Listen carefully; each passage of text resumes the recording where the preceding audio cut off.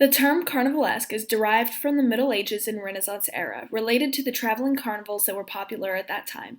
Although many festivals had been celebrated for a long time, the carnival was something extraordinarily different. As Michael Bodkin says in his essay, Rabelais in His World, the clown and fools, giants, dwarves, and jugglers, the vast and manifold literature of parody, all these forms have one style in common. They belong to one culture of folk carnival humor.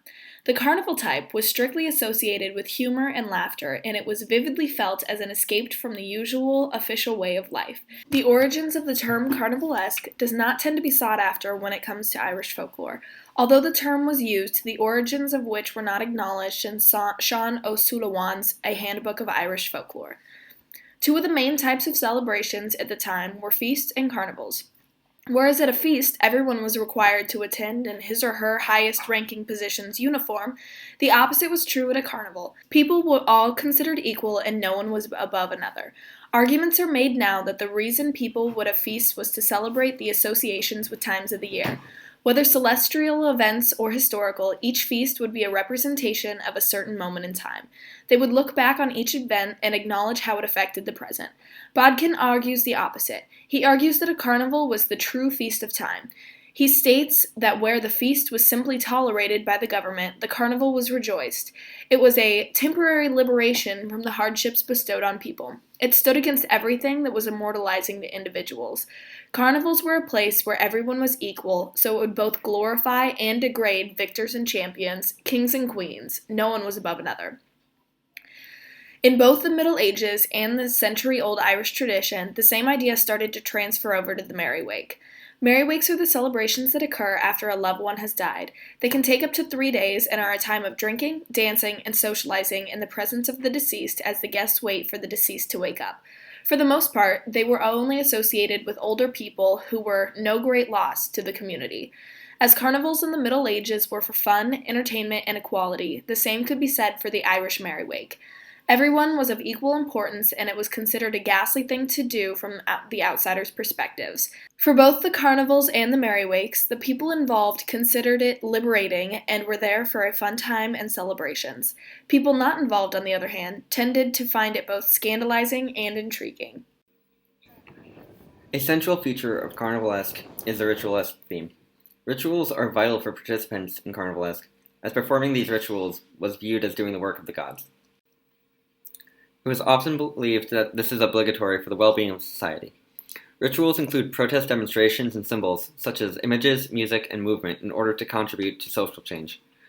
Some rituals include parades, protests, and street theater, all events that use performance to communicate their messages.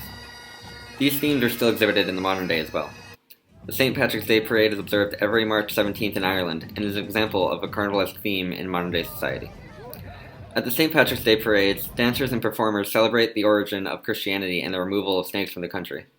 Halloween is another tradition, ranging closer to the grotesque category of carnivalesque, as it mocks the fears civilians have through parody and dressing up.